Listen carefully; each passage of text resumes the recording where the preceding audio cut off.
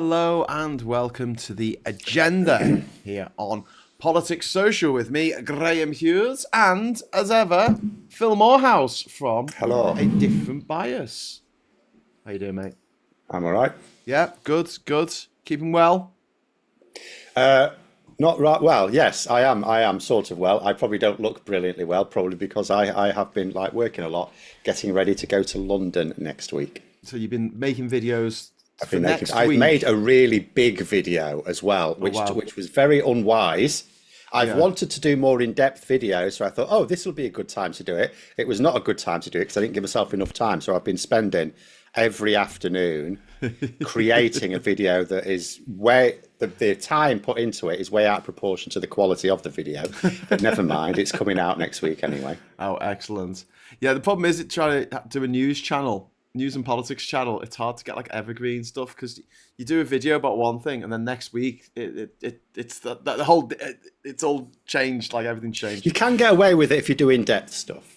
Yeah. In-depth stuff is, but yeah. Anyway, all right. Well, we'll say hello to everyone in the chat. We've got Anne Phillips in there, and Mike, and we've got Diz and One Angry Pagan. We've got Brett and Graham and Asperger's Europe and Gallifreyan Ren and Martin Harrow. Hello. If you'd like to join our lovely, beautiful people in the chat, all you need to do is hit the subscribe button, wait for a minute, and we will allow you to join on in the stream, whatever. Anyway, so Phil, first of all, let's talk about this deal. Well, they've got another deal. This is like buses, isn't it? You wait for is this the golf thing? 7 years for a deal, and then 17 come at once. Yeah, I want to wait on the. There's a little bit more controversy over this one, so I think we need to wait for the impact assessment report. Okay. Are they going to actually do one on this? I mean, they're not. Well, you have to. You have an impact assessment. Well, no, but the Tories deliberately just stopped the Treasury doing that. But you do have impact assessment reports for trade agreements or trade deals, and so we'll have to see. Obviously, there are concerns along. It doesn't sound like it's worth very much. Well, that's I know we can't be picky. 1.6 billion, which. Yeah. They've said, I know the government have said they hope it can go up to something like, I don't know, 8 or 9 billion by 2035. It's like, if that, and I assume that's in today's money. If so, okay, that's more worth it. You can't be turning it down. I mean, that's a reversing, in terms of the taxes it would generate, that is a reversing the disability cuts thing. So you can't turn it down. Yeah. But at the same time, there are worries that, we could end up importing things using, say, well, even if not slave labor, at least where human rights are abused. Farmers are concerned about importing, things like chicken, where the standard will be fine. There'll be no issue with the quality of the meat, but the animal welfare standards will be lower. Yeah, they allow live exports as well, which isn't great. Well, so did we. Yeah, I know. But if you're transporting sheep to Europe, to the EU, they're not travelling for as long, and it's not stiflingly hot. Yeah. If you are trying to get sheep to the United Arab Emirates, you've got to go through the Suez Canal, and then you've got to go through the Red Sea, which is the hottest sea on earth. And these are woolly sheep. Yeah, great. Yeah. Not so good for them, and many die going to the Middle East because there's a lot of people eat lamb over there. You don't get much in the way of pork, bacon, gammon, etc. No, not at all. But which is slightly ironic. Some of their attitudes could be perceived as a little bit gammon. But this is going to be a trade agreement worth at least 1.6 billion with the Gulf Cooperation Council, the GCC, which includes Bahrain, Kuwait, Oman, Qatar, Saudi Arabia, and the UAE. And it's the fourth trading agreement in as many weeks through the Labour Party, which I mean, they were all started by this one was started by the Conservative Party. Yeah. So was the India trade deal, of course. So it's not like they started from scratch. Yeah, that's true. Because trade deals take a long time to get through. So needs to tell Donald Trump this because he thinks he's going to get all these amazing trade deals by July the 9th. Well, he doesn't anymore because he's now got an excuse. Yeah. It is a bit, it is a bit worrying that the polls at the moment for Labour are dire, to say, put it nicely. Oh no, they're absolutely. But they're terrible. even more dire for the Tories. I mean, I'm not sure they are, because really, like, the thing is that I mean, I did a video yesterday about the fact that Boris Johnson, given where they are, might actually be the best leader they could get, but they don't want him. The problem is, like, how do you come back? You've got to think about it strategically. How does if you were advising the Conservative Party, let's say you were a Conservative, or they just offered you a bucket load of money, and you wanted to advise them, it's like, how do you advise them? You can't prove competence, because they're now out of power, and they're losing power in local governments as well. So they cannot possibly prove that they're competent. So what do? You have to present policy ideas, because a lot of the public, actually, they don't, although they clearly did think about competence at the last election, it was not just the number one reason in the polls that people voted against the Conservatives in that big poll that was done after the election. It was like 90% of the reason for people turning away from the Conservatives, they were incompetent. So it is a big issue. Yeah.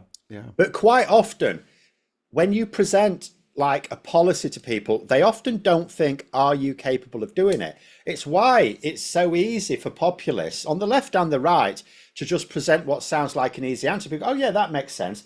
And they just think that you could just walk in and do it. Like Keir Starmer's been getting frustrated this year at the civil service, because he's going, well, why is the slow progress? I've said what I want to do. Why isn't it doing? And it's like trying to explain to politicians or the public, sometimes the details quite complicated. It's all right, you saying this is our policy, but how do you turn it into a workable plan?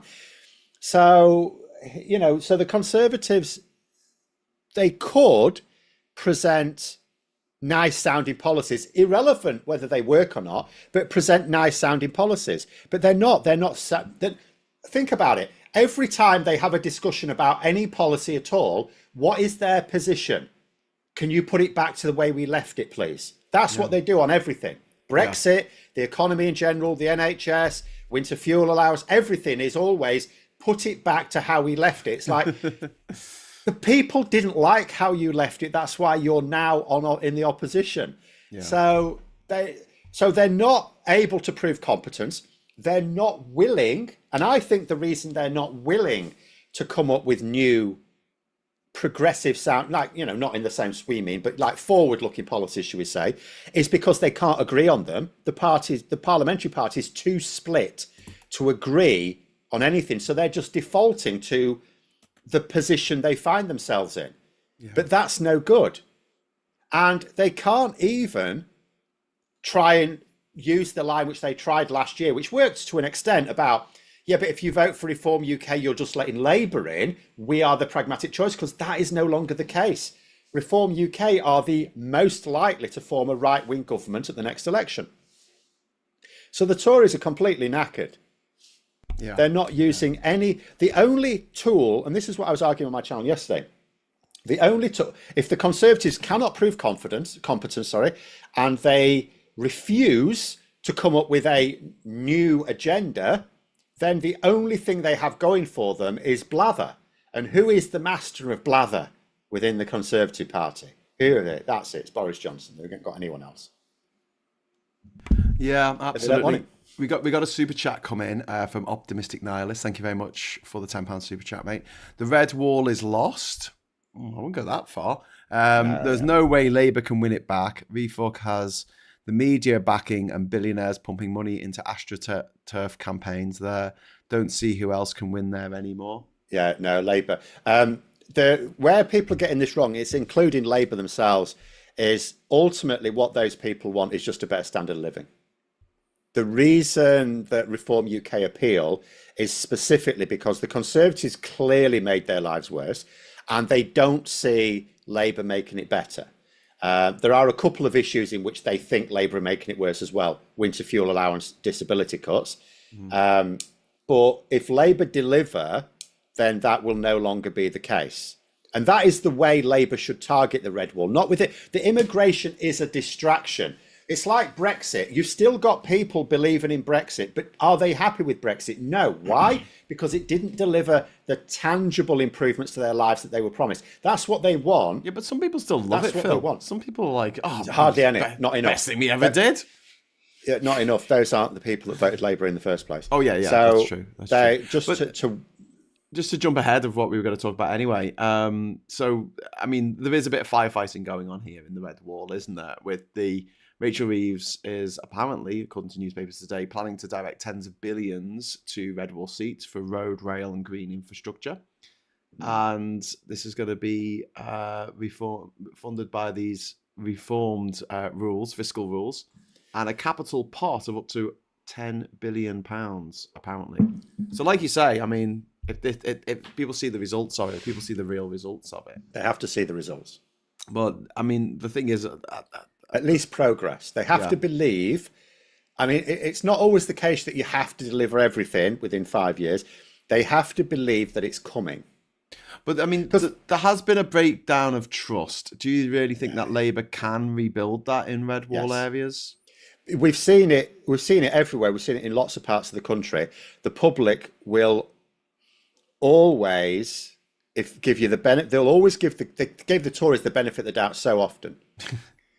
Because they believed, because they believed all the green shoots of recovery bollocks. George Osborne all the time, green shoots of recovery, green shoots. Where are these green shoots?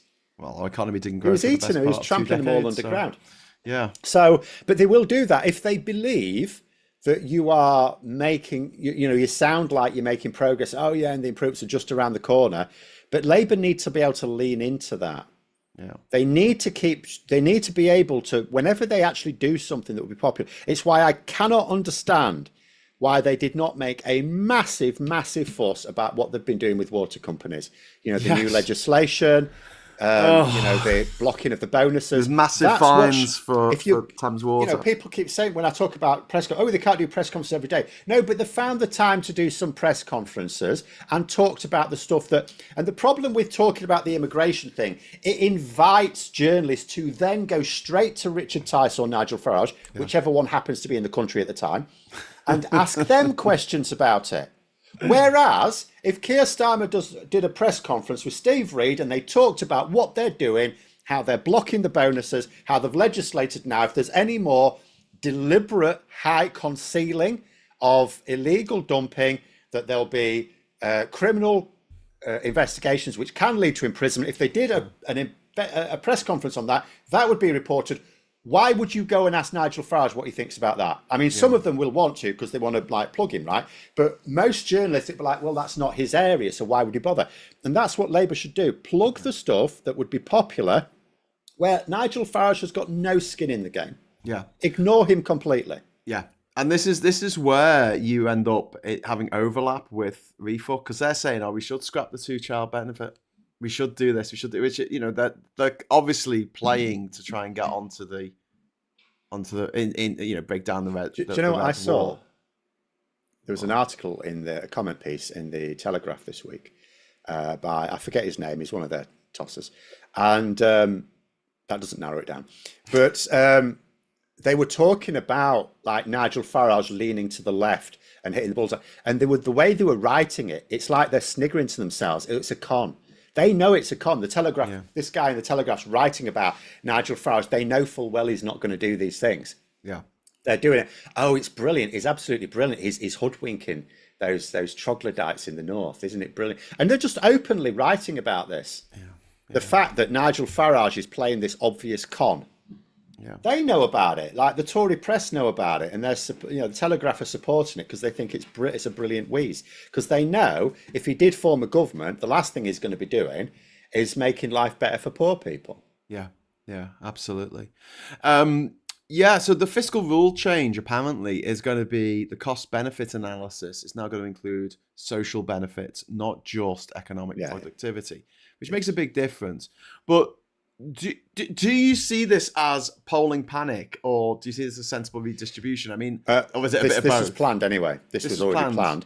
The fact that there are obviously some shifts that were not planned. They didn't plan to have to change their approach to the winter fuel allowance. They didn't necessarily plan to have to talk about things like this at this point. They just saw, it seemed to me last autumn, they just seemed to expect to do these things and people would randomly notice. But so there are changes in the way they're approaching the public as a result of the polling, because you'd have to be stupid to look at the polling at the moment and go, oh yeah, this is fine. It was baffling to me that last autumn they were doing so. Yeah. They didn't start from very high. They won 33.7% of the vote. Their polling went up after the election because they initially looked very energetic and it all looked really good and there's lots of positive stuff coming out before the riots. But by late autumn, the polling was already losing. I mean, they'd only lost about 5%, but that was enough to get yourself in the 20s. Yeah. And that's really bad. So, the fact that at that time they were basically going, oh, this is fine. It's just because people are impatient. Once we start delivering, it'll be great. And it's like, yeah, I can see that. I can absolutely see that. But what they were ignoring was not all of the poll failings were down to impatience. Some of it was, and that, you can't do anything about it. You just have to wait. But some of it was down to their missteps, and they didn't see the danger in that. Yeah, I think they've made some rookie errors in the first year. Bad ones. I think that might be worth doing a review next month, well, in July, to say, summing up 1 year of Labour, where they've gone wrong and where they've gone right. If you were thinking of doing a long form video on that, I think I was planning on doing something anyway. I wouldn't do a long form one, but what I would certainly say is, if you look at what they're doing, a lot of it is very good, not everything. Yes, but it's a PR disaster. It is. But politics is perception. Because as you keep saying, even the good stuff that they do, nobody knows because they don't tell anyone. So we're just before we go on, we've got Paula Thomas, who has dropped £5 into the Super Chat Fund. Thank you so much for this channel going. It's very kind of you. This is infuriating. Basic rule of politics. Oppositions don't win, governments lose. No, you've got to have both. A bit of both. We know it's both. I mean, it was always the case that people knew it was both, but it proved it in 2019. You had a situation where the government under Theresa May was stunningly unpopular. She couldn't even get her own MPs to vote for her stuff. Yeah. And the Tories nosedived in the polls. Did Labour benefit? Did they? Bollocks. They went down as well. And the Brexit Party and the Lib Dems were the top two parties. Yeah. And the only reason that corrected itself for the election, as far as the Conservatives are concerned, is because what did they do? They changed their leader and changed their approach. Yeah. So they looked like they were responding to public concerns, right?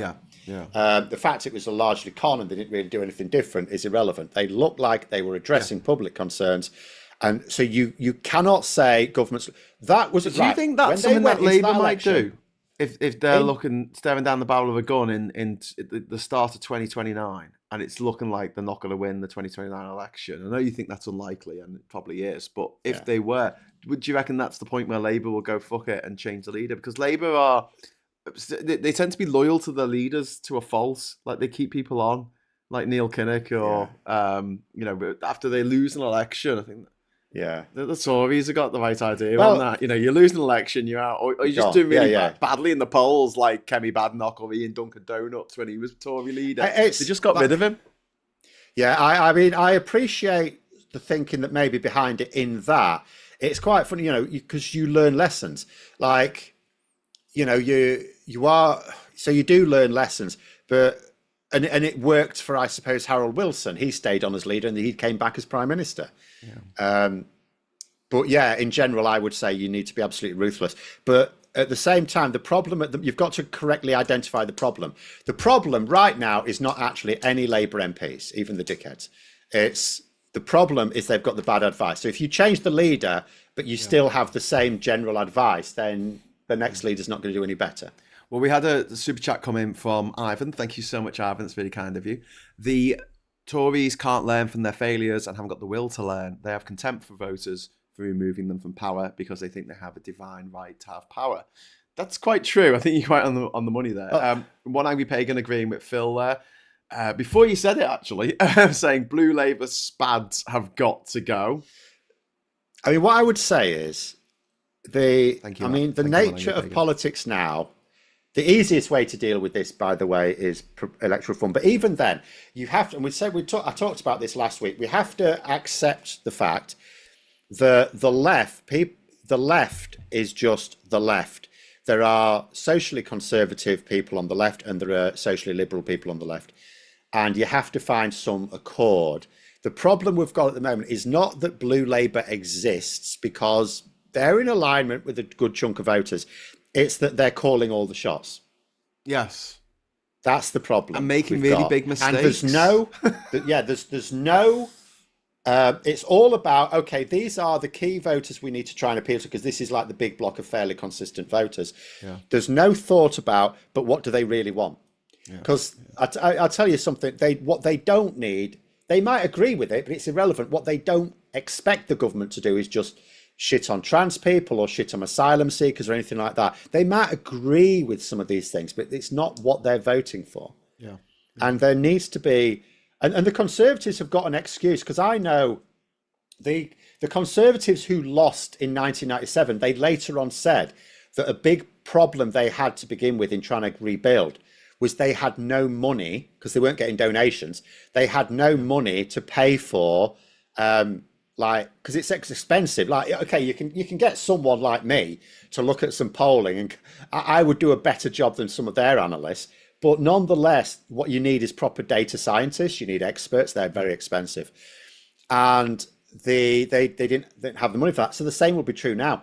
I'm actually wondering if the same is true of Labour, because Labour have apparently not done too well in the donations or memberships front. No. But again, part of that is because they're pursuing obviously wrong strategies. Like, well, that was yes, something... you need the data scientists, but some of the stuff they're doing, it's obviously wrong. That was something in the 2019 election, because there's had the 2015 election, 2017 election, 2019 election, and the elections are insanely expensive. Exactly. Both the Lib Dems and Labour were short of money. I know a lot of people talk about the fact that Labour got more members. And did you hear about the fact that Labour aren't announcing how many people have left? But we'll come to that in a moment, because we have a couple of super chats here. We've got Optimistic Nihilist, thank you very much. Discontent for the system as a whole is growing, and Labour won't be able to address enough voters' concerns in time. I kind of disagree with that, because I feel like they have got time. It's why I'm not calling now saying like Starmer's definitely got to go this instant. They have got time on their side, but they need to fix it. Reform gain the most, but the vote share is fragmenting into 5+ parties across the UK. 7. Well, across Britain. The UK doesn't, like, I'm not saying Northern Ireland doesn't matter, but in terms of elections, it doesn't, because they all have their own parties. Yeah. So 2017, technically, Northern Ireland had an impact on the government because of the deal with the DUP, but by and large, it makes no difference, because none of the it almost never impacts the strength of the government. It did that one time, but very rarely. But we are talking 7 main. I mean, this is the big video I've got coming out on Tuesday. We have 7 mainstream parties that are all viable. I mean, 2 of them, like one is just like Plaid in Wales and SNP in Scotland, so they're not Britain-wide, and then 5 that are Britain-wide, and all of them are harvesting quite a lot of votes. All of them. Yeah. Like, it can't work.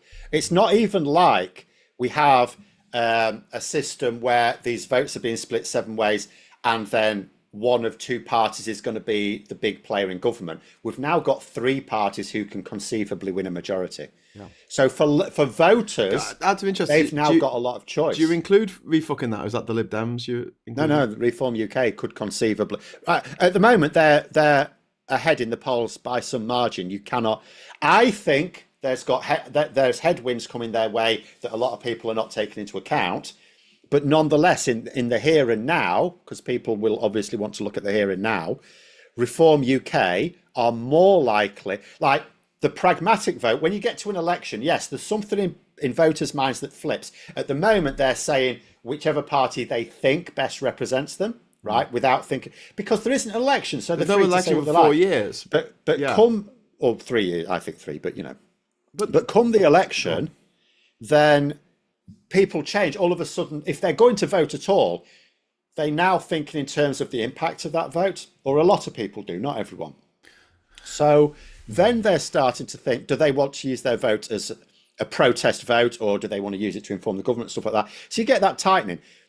But that's where the pragmatic vote comes in. But the pragmatic vote, if Reform UK stay ahead of the Conservatives, that pragmatic vote is for Reform UK, not the Conservatives, if you're on the right wing. Yeah. We've got a bunch of super chats come in, all for £2. So thank you very much, first of all, to Reverend Cathy. Labour MPs are terrified of losing, 4 years away. Yeah, couldn't agree more. We've also got Johnny Copperhead, £2 super chat, thank you. Labour spads are useless. Phil, do you want a new job? I'm not going to London. They're quite well. No, there are people who would be much better than I am, who could do the job. They just haven't hired them. Yeah.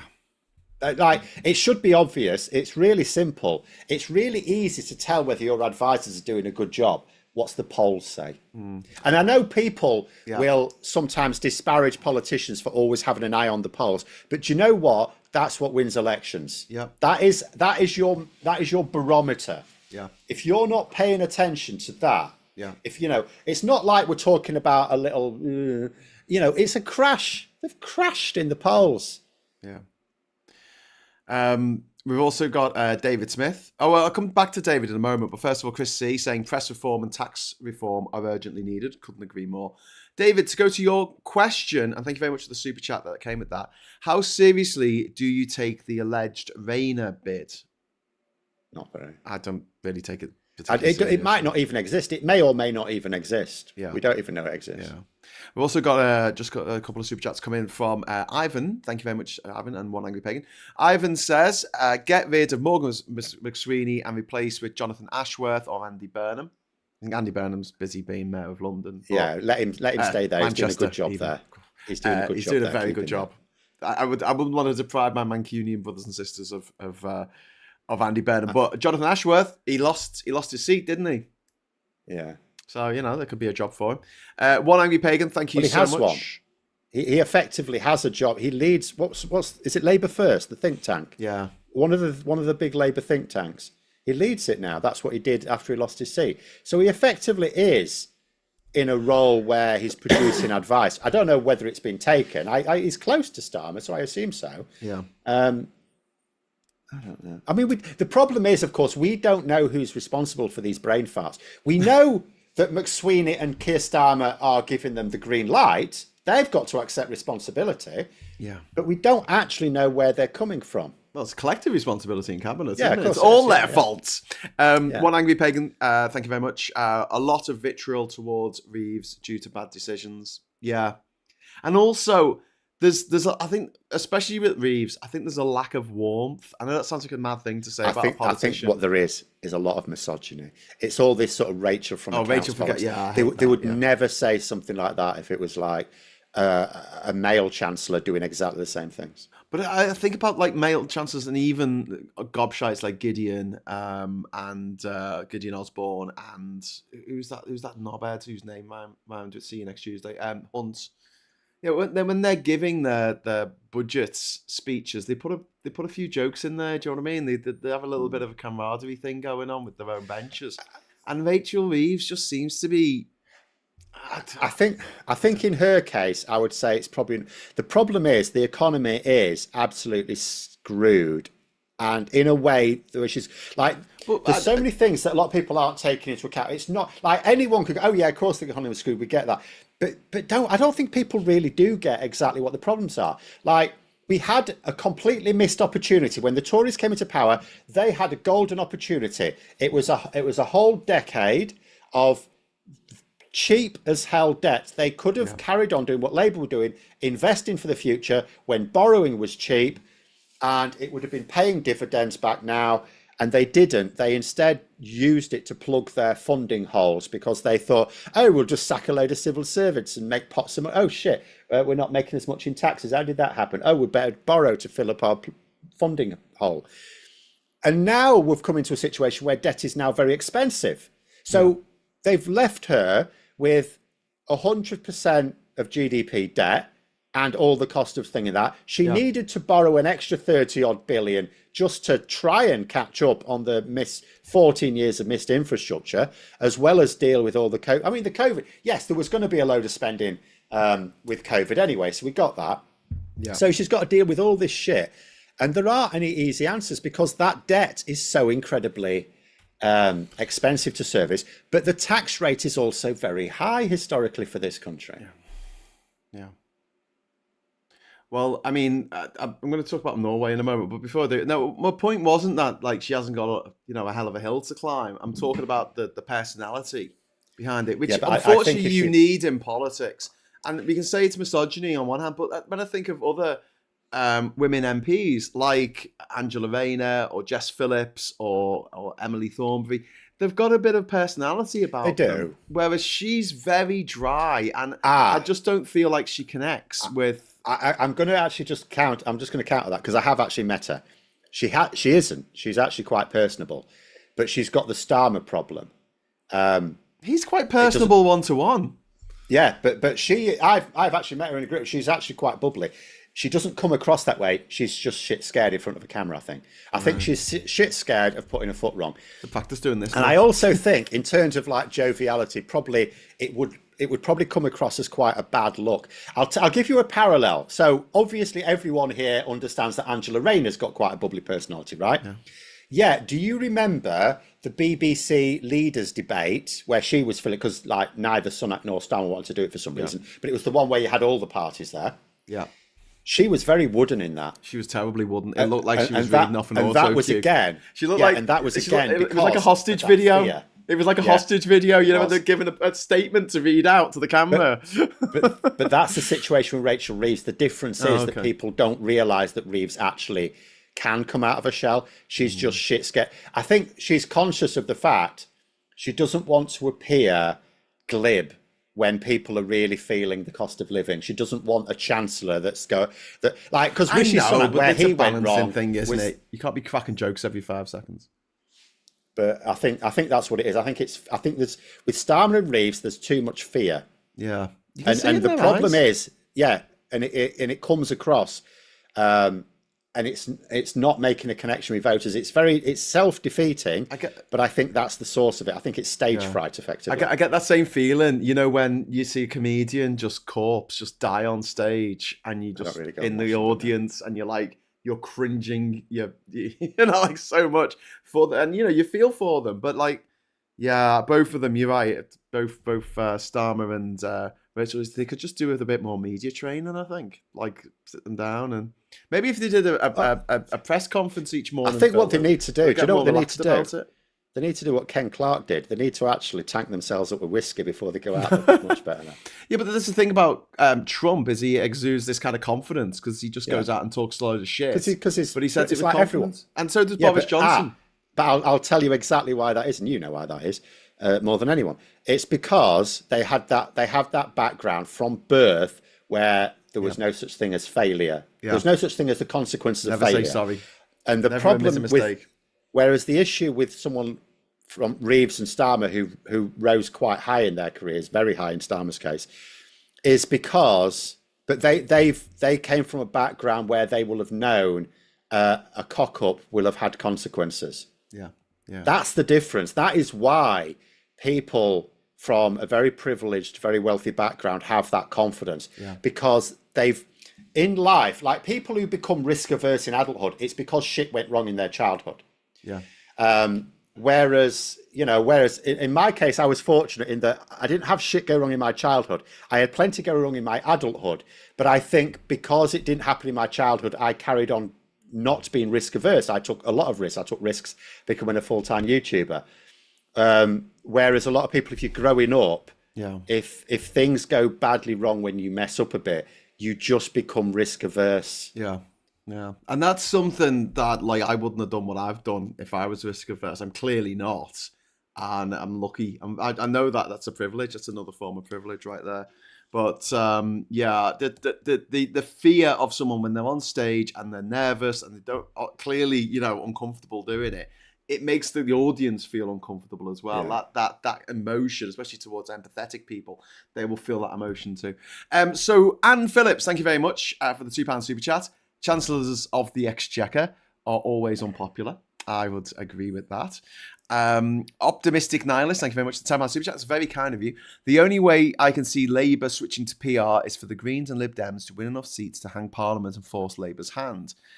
McSweeney and his lackey Starmer won't do it as things stand. I don't think Starmer I is happen to know. Lackey. I happen to know that is not the issue. You misdiagnosing. I without being able to tell sources, I do actually know where the issue is. It's not there. There is an issue. There are some in Labour who are very influential who are dead against it. They are stupid, by the way. But the issue is not, I assure you, Downing Street. It's not in Downing Street. We've got more coming. We've got Reverend Kathy. Thank you very much for the £2 super chat. They need a complete overhaul of the comms team. Don't disagree. We talk about that often on this channel. Chris C, thank you very much for the £5 super chat. Reeves in 2015 said that she wants to cut welfare and deeper as she believes it's too generous. The first thing she did was the winter fuel allowance. It hasn't been a good look, has it? And now they've U-turned on it. So no, but there should have been something. That was the job of 10 Downing Street. Anything like that should have instantly been blocked. You're going to. They're supposed 10 Downing Street. It's like, think about it. What job does the staff in 10 Downing Street have? Really, nothing. It's just to make sure they don't lose the next election. Yeah. Like, you have cabinet ministers to run the government departments. Yeah. 10 Downing Street is just the steer. It's the one that says, don't do that, you're going to lose us the next election. That's their entire job. It's huge staff. There's a lot of money spent on them. And their entire job is just making sure they win the next bloody election. Yeah. That's it. Yeah. They don't come up with policies. They're supposed to veto obviously bad policies or even unacceptably risky It would be different if the winter fuel allowance was going to save like 10 billion quid, then yeah, okay. Yeah. But it didn't. It's like 1.5 at most. Yeah. David Faulkner, thank you very much for the 15 Hong Kong dollars. Get Ed Davey to debate Farage and call out his lies. Yeah, that'd be quite nice. I'd like to see Ed Davey take him on, or anyone take him on, to be honest with you. Clipper Boroscope, autistic and ADHD here. Are you going to talk about NHS pausing ADHD referrals? So this is about a week ago, it was reported ADHD referrals for adults over 25 have been put on a temporary pause because there's so many kids in the system that need to be assessed. And it's shit. As someone who's recently diagnosed with ADHD and had to wait a year to get that diagnosis, I get it. I completely get it. It's over a year, actually. I understand that. Is there an argument, though, that it's more urgent for kids? Yes, that's what I was going to say. If that's the issue. Yeah, if that's the issue, if there's only a set number of people who can diagnose it, set number of experts, specialists in the field, then if you're a middle-aged man, if you're in your mid-40s and you're waiting for a year, that is not as catastrophic as someone who is 11. Yeah, missing out school, missing out on reasonable adjustments to be put in place so they can learn in school along at the same level and speed as the other kids. I think that is fundamentally something that we should be looking at. But it's really shit that we're in a situation where it's one or the other. But again, you can't just conjure people out of nothing. Like, so if you've got a limited medical resources and the staff are always the key resource of any organisation. Well, it takes an hour at least to do each referral. So yeah, I mean, I was a teacher, so I've had plenty of students pass through me that have gone through this. So each person who's qualified, that's what, 35 a week, maybe. Yeah, and there's 7,500 children currently waiting on the list. I mean, yeah, it's shit. It's shit. And I hate that the Tories have left us in this absolute mess. And this goes not just for mental health, but also for the NHS in general, for legal services, legal aid, it's gone fucking disappeared, citizens' advice, all this kind of stuff. Sure Start, the first thing they did was get rid of that. They're talking about bringing that back now, but the problem is the costs of doing so. It shouldn't be a problem, really, Phil. If our economy had grown at the speed of Ireland's, and I know that is a bit improbable because Ireland, if it had grown at the speed it grew, I mean, or if it just grew, if it just grew, just a little bit each year, just a 5% each year, instead of 26% lower, it's 26% smaller in real terms. Yeah, because there'd be more people, and yet the economy just hasn't grown. And so I to go back to what we were talking about at the top of the hour about this trade deal. Yeah, it's going to be money coming in drips and drabs. Of course it is. And it's going to be deals with countries that don't have the same level of human rights that we do, or don't have the same level of animal rights as we do in this country, of course, but we voted to pull out of the EU. What were you expecting? If there's any animal lovers out there who voted to leave the EU, they want the bloody head read. Do you know what I mean? Like, why would we be... Well, anyone, like almost any reason. Even like Andrew Bailey's just recently done a speech this week, again on Brexit, and he keeps emphasising he's making no judgment on it. He's a civil servant, makes no judgment on it, but he's really clear. He said, there can be various reasons why Brexit can be a good idea, but he basically said, but the economy is not one of them. It's shit for the economy, he said.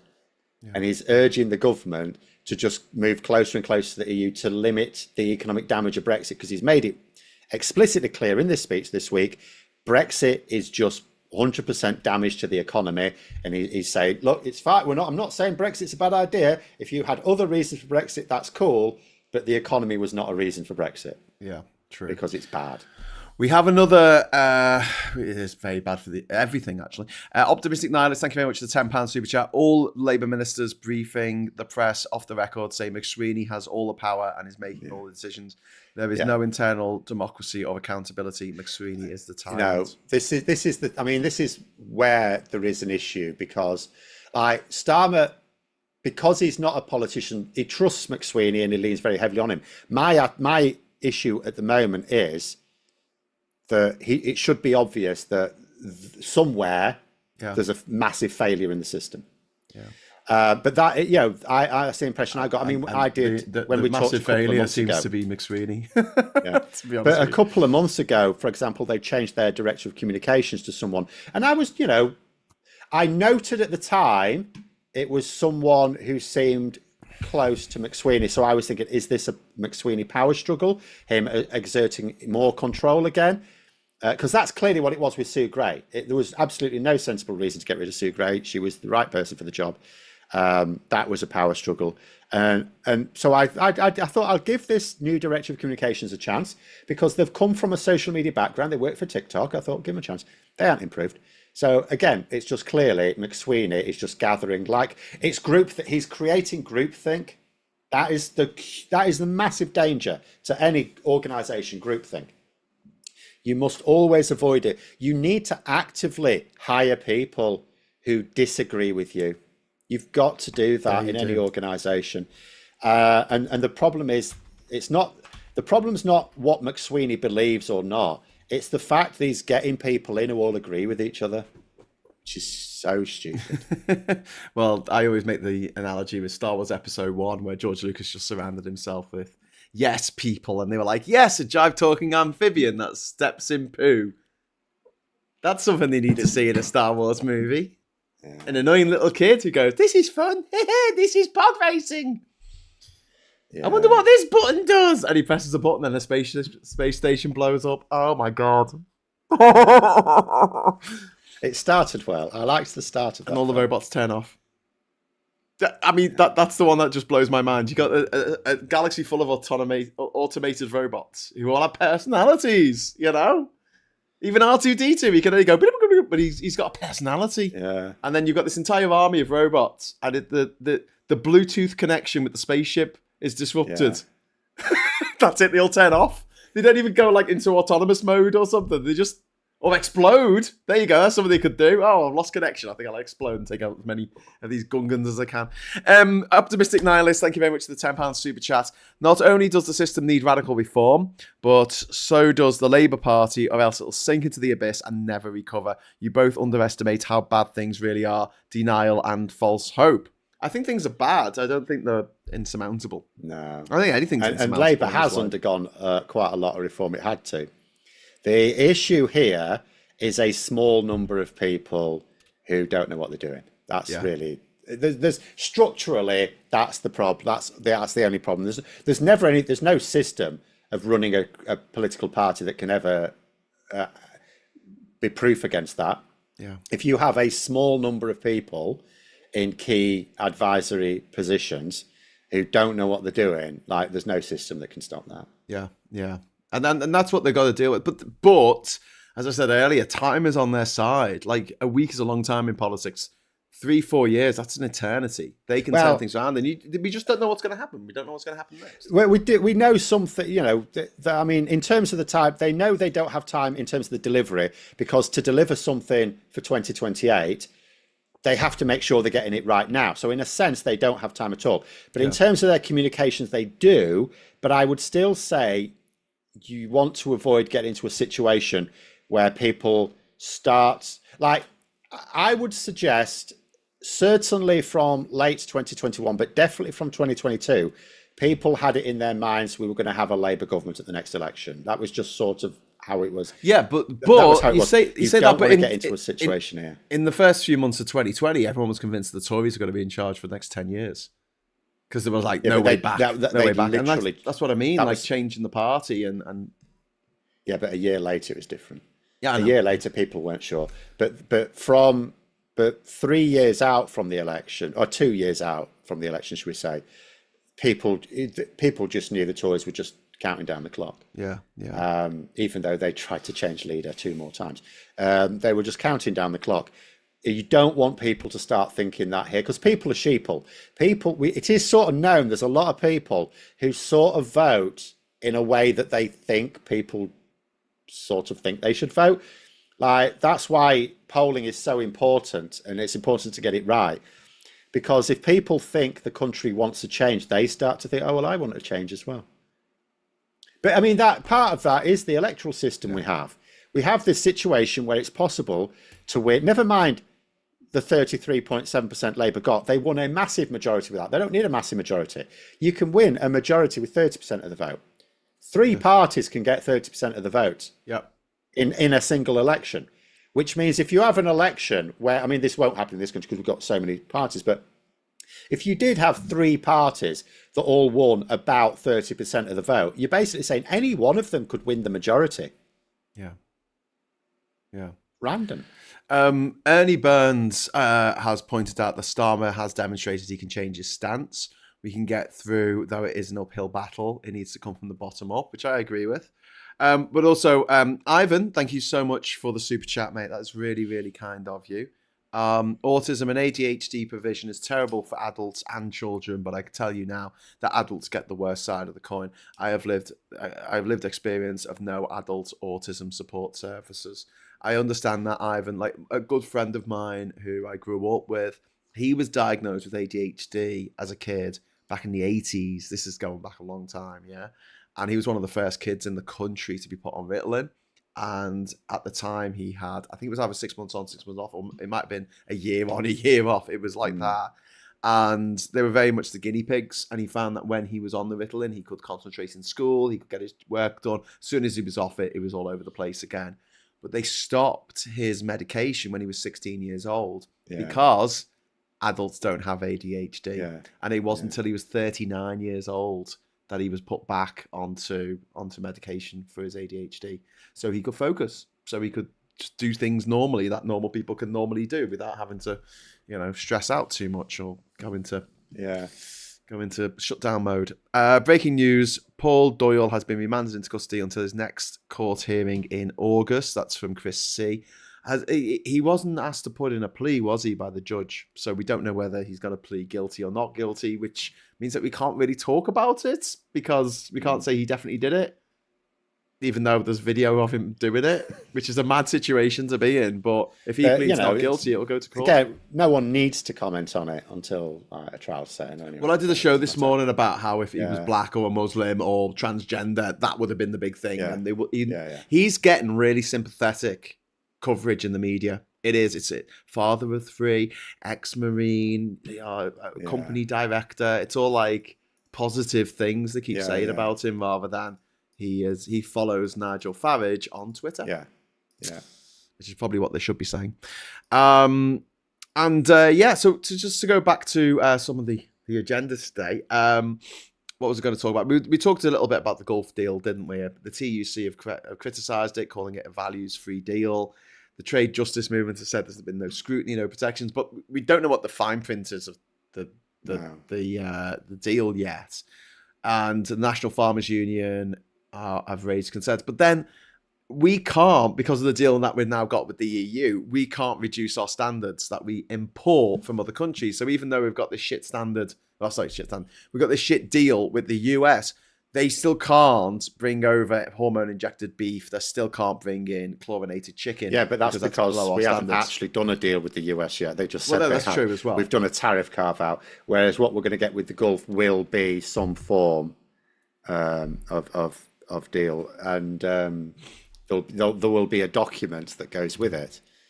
So what we need to do is wait to see what's in that document. But this is what winds me up so much about Lexiteers, people who are left-wing and said, yeah, we should Brexit. It just, like, because this was evidence it was going to happen. And we made videos, we talked to farmers in Wales about what would happen if we left the EU. And they were like, well, your food standards are going to go down, aren't they? You know, the animal welfare standards are going to go down. Yeah. Because you're going to be trading with countries where they don't give a fuck. Yeah. You know. Exactly. Should we talk about? I don't really want to talk about Farage because I think he gets too much. Yeah, but not from us. Airtime. Like if Keir Starmer goes out and does a press conference where he talks about Nigel Farage, that's platforming him. Yeah. If we do it, we're not.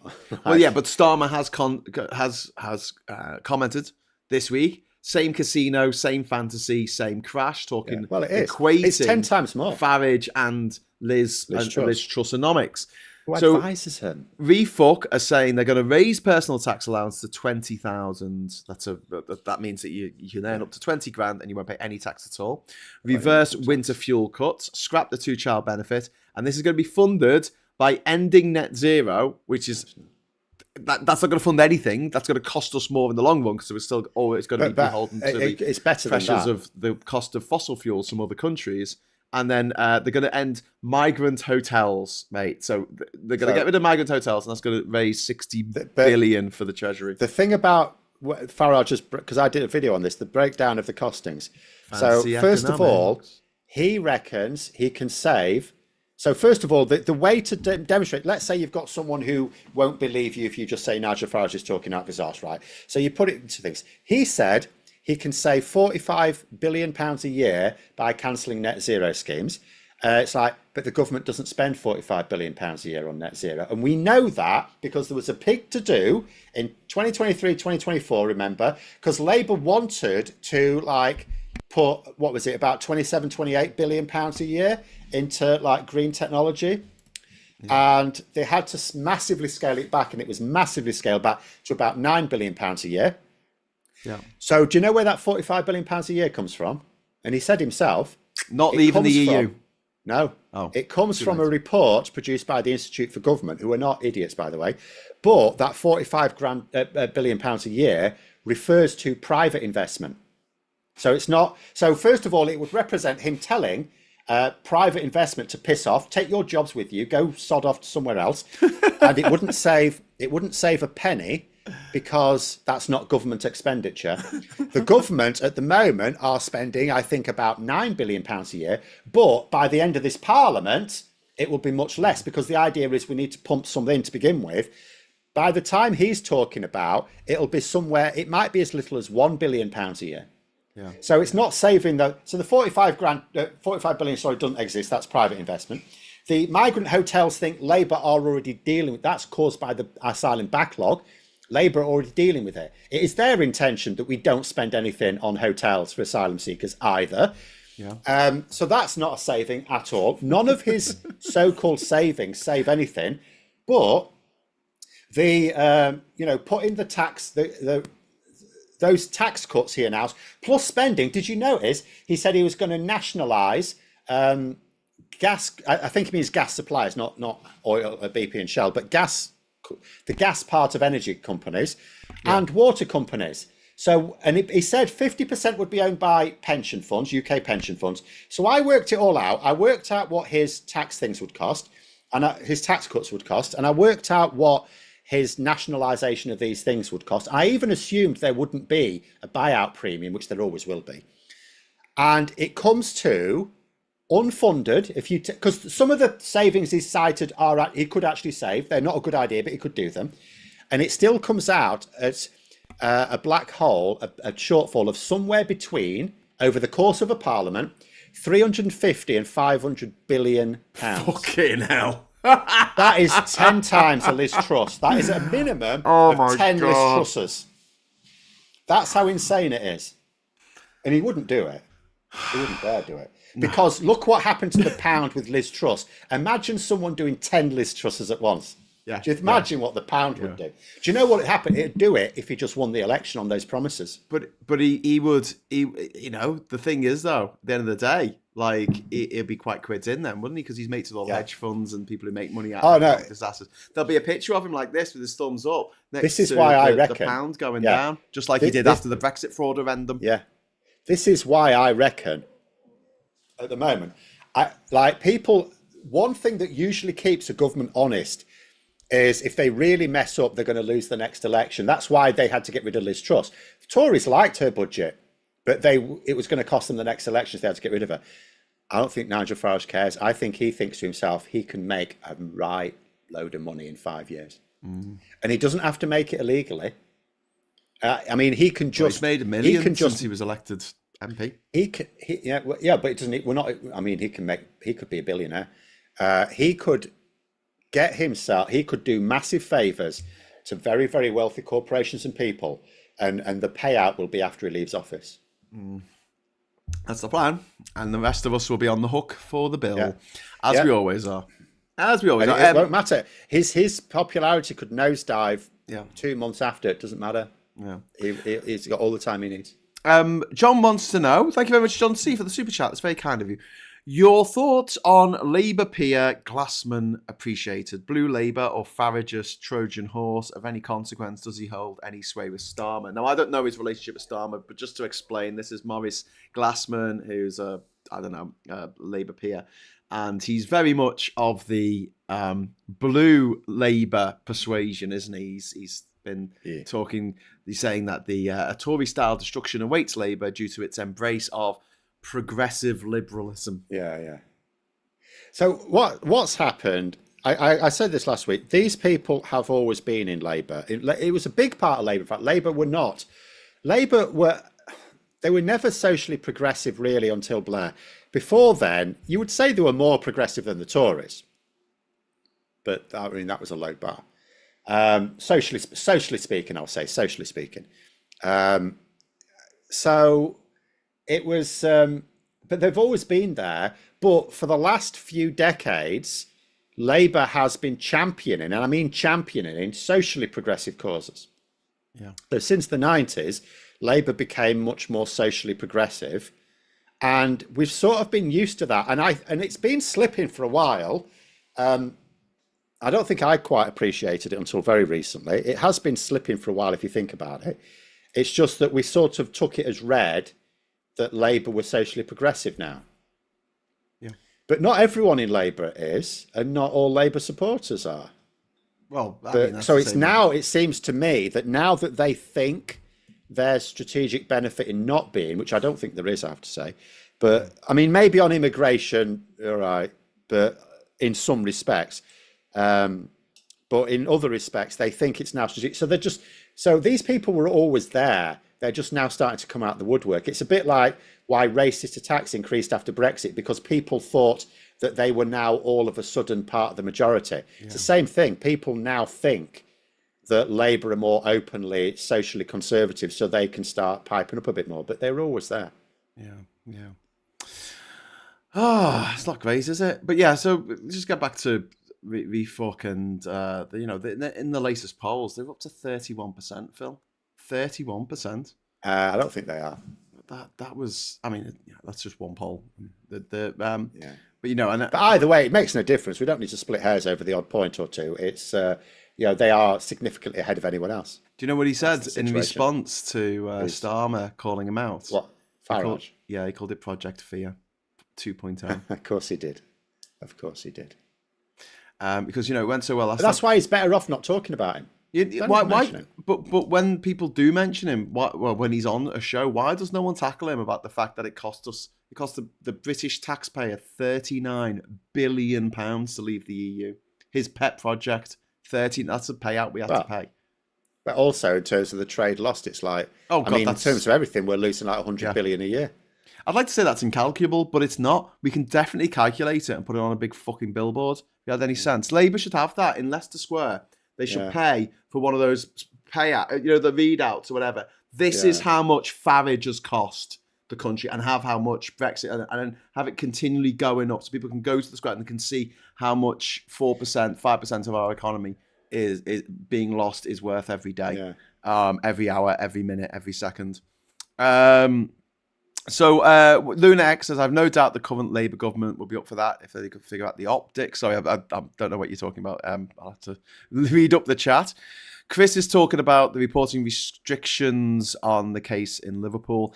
Reporting restrictions hearing has decided that the victims should be named, and also the defence is looking at requesting the trial be held outside of Liverpool, which is understandable, but why does he need the trial? Like, seriously, mate, you're on video. What? Their counsel will inevitably be advising them that they get, why do they want to add an extra third onto their sentence for just force? Because that's the deal. If you admit guilt, then he may try and, I don't know whether he may try diminish. He may accept that he's done it, but try and do something like diminished responsibility or something. I don't know. But either way, your counsel, if they're going to say you're going to lose this case, you basically get 30% off or something, don't you, for admitting guilt? Yeah. True. Which is why if you bang to rights, you admit guilt unless you're stupid. Yeah. Or on drugs, which he was. SBJ Chef says it needs to be land use tax, not value using planning to restrict usage. And land tax reform is definitely the way to go. Yeah, cannot hide land, and it doesn't. I keep saying this. It doesn't screw over investment. Like there is really, people have to accept the fact there is a case of taxing incomes does actually for certain people does reduce investment, whereas taxing land doesn't, because if someone's investing, like if they need to buy the land, if it's for some good use, you give them a low rate. But no one needs to buy a grouse moor. No one needs a grouse moor. The grouse don't like the grouse moor. Because someone keeps shooting them up the arse. Super Chinese says, why do you need the trial so you can admit guilt and be sentenced according to law? No, but but what he means is, why would the person not admit guilt? Because they are banged. No, it's what you mean, because they're banged to rights. Why drag the victims through the process of a trial? But that is why you get a sweetener. If you admit guilt when you're clearly guilty, you get a reduced sentence. Yeah. John, thank you very much for the £5 super chat. Is Farage being helped by Labour's embargo on talking about the failure of Brexit? Maybe yes, maybe no. It depends, because there are a lot of people who do not want that. Like I cannot emphasise enough. They don't want to look they at don't want Brexit. No, they don't want the toxic debate. I cannot emphasize to some people how many relationships and families it really blew up. I know people whose family were really close and now they don't even talk to each other because of Brexit. Just because of Brexit. Also, Matt the Sprat in the chat, please, if you are feeling difficulties, people are advising that you call 999 or 111. Please do that. There's not much we can do here on this channel or in the chat. If you need help, if you need people to get there, get on the phone.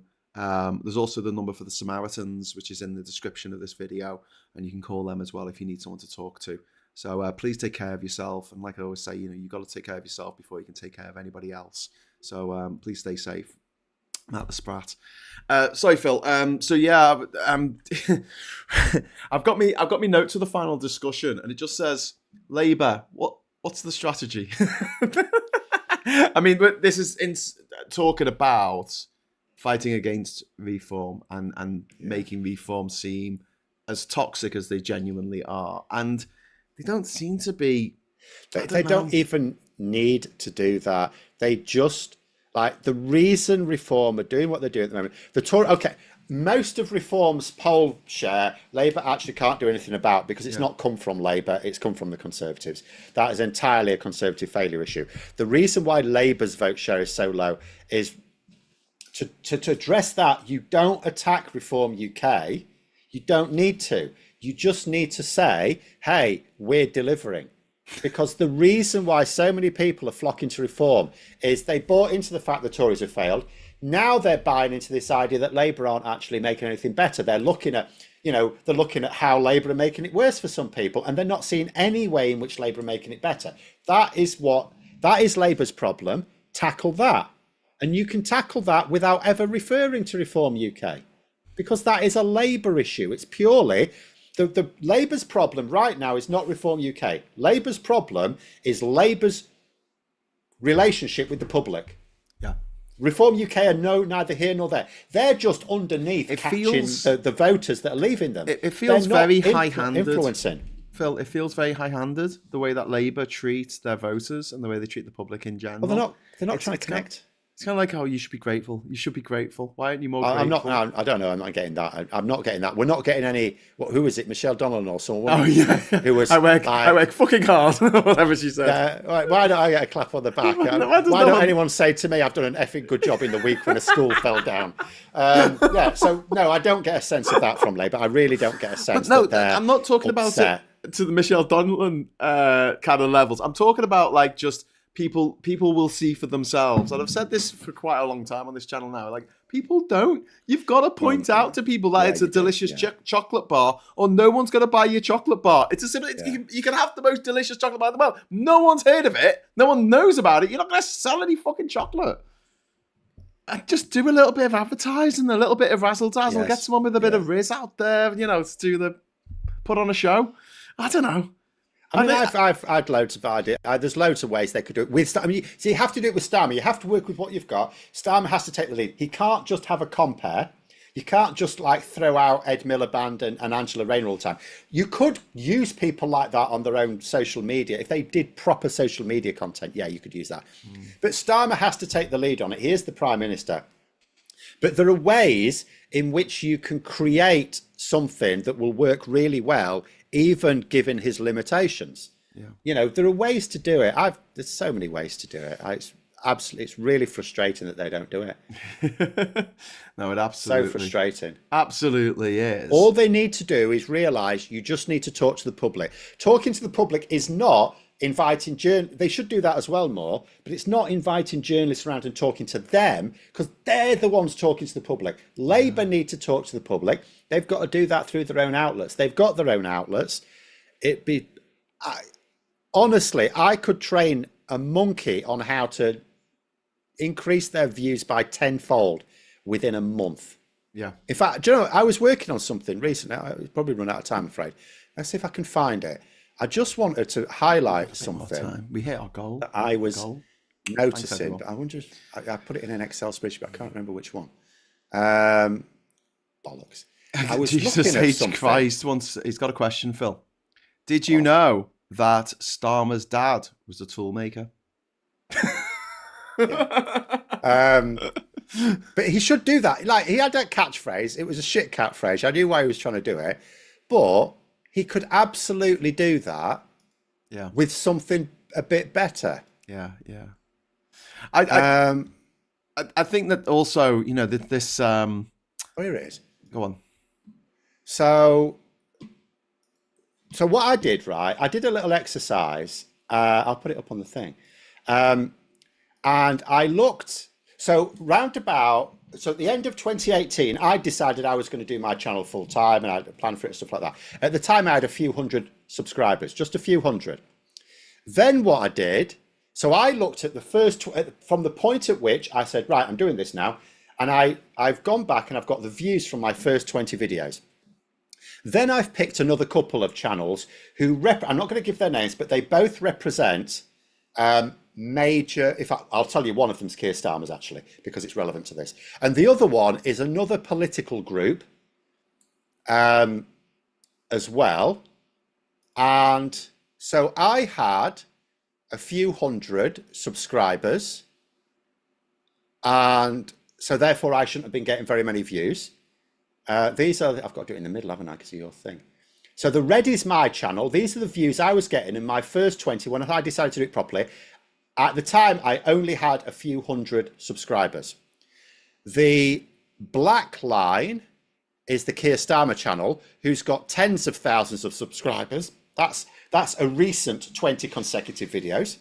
And the blue line is another organization who have a few thousand subscribers. And the thing is, so it's not about how many subscribers you've got, because I had literally about 300 or 400 subscribers, and I was getting those views, the ones in red. They have got Starmer's got tens of thousands. The other organization, which I won't name, has got thousands of subscribers. Yeah.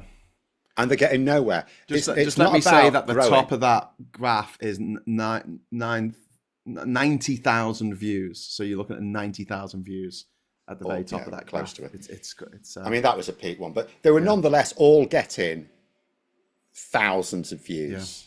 Yeah. They were getting thousands of views. It's not 90,000, sorry. Well, it's because you were putting out decent content every day. That's what the algorithm likes. It's what they are. Oh, no, it was. It's what our viewers like. Phil, take it away. We want to see your face. But that's the point I would make to them. You know, you to get more and more views, yes, you have to build up and you have to do a constant thing, but you can straight away decide, I'm going to do this now, I'm going to do it properly, and you can straight away get loads of views. There is no reason. That's why if someone's doing a YouTube channel and they're struggling, you know, if in their first month they're only getting like a few tens of views and they're thinking, oh, but it'll take them time to build up. No, it won't. If you can't get thousands of views straight away, you need to do something different. You know, you can do it really very quickly. Yeah. It takes a long time to build up the subscribers. Press conference every morning, Phil. Just put it on YouTube. Daily press conferences. That's what I said. They control it. They control. That is my point.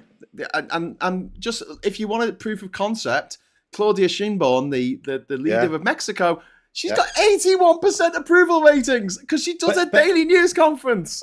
It doesn't. I mean, even without it, like Trump does it, and I'm not talking about the White House press conference, which is led by some bonehead, but he does stuff in the Oval Office. Presidents do. It's not just that Trump's happened on this idea. Presidents just do it in general. And it doesn't matter, even when their approval rating isn't high, they're still capturing the news cycle. They're still deciding what the news talks about. Every now and then it goes a bit wrong. He doesn't want the news talking about taco, but nonetheless, most of the time, the news is talking about what he decides to talk about. Yeah. And Labour need to grab hold of it. Yes. Ivan, talking of Labour, Ivan, thank you so much for the incredibly generous £20 super chat. That's brilliant, mate. Thank you so much. It's so kind of you. As a Labour member, I'm incredibly disappointed with my Labour MP. Twice he has failed to respond to me about the dangerous welfare cuts. He knows I'm autistic and that I have severe mental illness, but he's ignoring me. Yeah, they should respond. They should respond. My MP, Mary Foy, she's a great MP. I've campaigned with her. I know her personally. I've got a number. I could call her if I want to. But I go through the proper channels because I don't want to be bugging MPs all the time with my little whatever I want to talk about. And it still takes her sometimes 2 months to get back to me about stuff. I forget, like I've sent her a letter about something and something arrived in my inbox saying, and it's because there's so many people writing to them, which is a good thing in a way. At the moment there will be. I mean, it's a good thing in a way, but at the same time... it's not. Well, it's a good thing. It's a good thing that they've got lots of people writing to them. For us, it is. No, because when you've got lots of people writing to them, it's about something bad. It's usually about they don't like migrants and also don't you love animals. That's what a former Labour MP once told me. It's usually most of them will be complaints because that's what they're there for. When you've got either when you've got a beef with the national government or whether you've got a problem locally, right? So they're mostly a complaint of some kind. That is why. No, not many people write to their MP to go, oh, didn't you look marvellous on telly the other day? Which is good because just want to let you know you're doing a really good job. But yeah, that doesn't happen. So yeah, when they're struggling to get back, but they still should get back. Yeah, 2 months is a hell of a time there to wait. Well, I know the team with Mary, and there's a small team, and they've got to get back to everyone, and it's there's if you, because I'm always encouraging people to write to their MPs because I do think it makes a difference because it does. If like 2020 was proof of it. You had this situation where if you remember, Boris Johnson was thinking, I've got a wizard idea, we'll just starve poor kids and then that'll save some money, and it was deeply unpopular even with the Conservatives in that COVID summer. And lots of Conservative MPs, the reason why they managed to get him to U-turn is they were saying, we're getting hundreds of emails and letters about this issue. And that is the power of it. If an MP gets hundreds of emails or letters at a particular point on the same issue, they think it's because they know that most people don't bother with their MP. So if they get a few hundred on it, they thinking there's thousands of people who really care about this. That is the power of sending, emails and letters and encouraging others to do the same. Yeah. Because that MP will then start to think that's a big issue, particularly if the same issue is picked up on the doorstep. Yeah, absolutely. Sorry, I've got to admonish what Gallifreyan Wren. I mean, we've spoken about this Gallifreyan on this channel. We're not going to stand for it. You're not supposed to talk about taco. You're definitely not supposed to talk about the acronym for Trump always chickens out. Don't ever mention taco or Trump chickening out or Trump being a coward, or don't worry about it because Trump's going to chicken out. Don't mention this on the channel ever again, Gallifreyan Wren. Anyway, what are you doing on Tuesday, Phil? Do you want to go for tacos? Taco Tuesday? I'm in London. Oh, get some tacos. Go to Taco Bell. Did you see Mike's? Did you see Mike Trumpton's cartoon? I'm heading home. I did. Yeah, it was quite good. He had Trump. He had Trump, and it said Taco Bell end. Yeah. Love it. Of course, his taco was empty, I assume, because he couldn't get the imports. Couldn't even get the taco. It was just a bunch of dressing in his hand. Luna says, I write to my MP just to say thank you for fighting my corner and having my back, because I think it's important to do as raising concerns and issues that you have. Oh, that's really nice, Luna. Maybe we should do that when some people do a good job. Reverend says, when my MP does a good job, I shall tell him. So still waiting on that. I won't. I expect them to do it. Gallifreyan Wren. Tell them when they're doing it wrong. Gallifreyan Wren says, sorry, boss. Won't mention Trump always chickens out again. Pinky promise. We've also got FUCO, which stands for Farage usually chickens out. So that's also been doing the rounds as well. So FUCO and Taco. And Diz saying he's a malignant narcissist, but not saying who we're talking about. There are so many of them out there at the moment. Diz, the tenner penny. Where's all our Luigis when we need them? Anyway, sorry, bad joke, bad taste. So Phil, when are you off to London? You off on Sunday, and you're there for 3 days. I'm currently writing and recording loads of videos, so that there'll be videos out when I'm in London. Trying to dodge the werewolves. Oh God. You hate going to London, don't you? It's a bit like I'm not a fan of travelling in general, but London's very a bit like a hobbit. You just don't like going out and fighting the good fight against Sauron or Smaug. Except when hobbits go out, they go everywhere. They're just extremes, aren't they? They either stay in their entire life or they go out and travel the entire world. Yeah. That's true. No moderation with hobbits. One or the other. One extreme to the other. So, Ivan, thank you very much for the last super chat of the afternoon. I think not all of MPs forget they are directly accountable to their constituents. Yeah, can't argue with that. Well, the problem is and that's the problem with our electoral system. They're sort of not. The vast majority, even in the last election, which was like the biggest change of seats I think we've ever seen.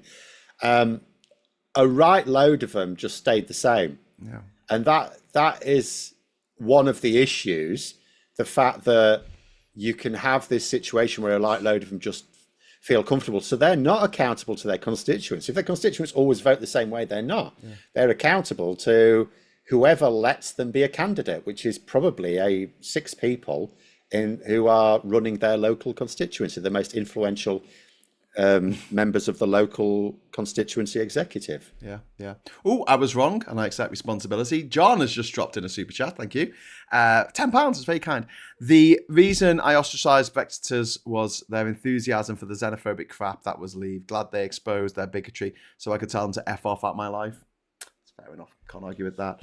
But anyway, a lot of people didn't like their relationships ending just for an argument, and they don't want it happening again. Yeah, but that's what the Brexiters did to our country. They ruined our relationships internally with each other and externally with all the other countries around the world. We look like a bunch of dickheads. Anyway, Phil, we're going to have to leave it at that. Have a great time in London. Stay away from the jelly deals and the pearly queens, and learn a bit of Cockney while you're there. When in Rome and all that. I'm not sure I'll be with too many Londoners. I'm inside a conference. I go to a hotel. I stay there until it's daylight.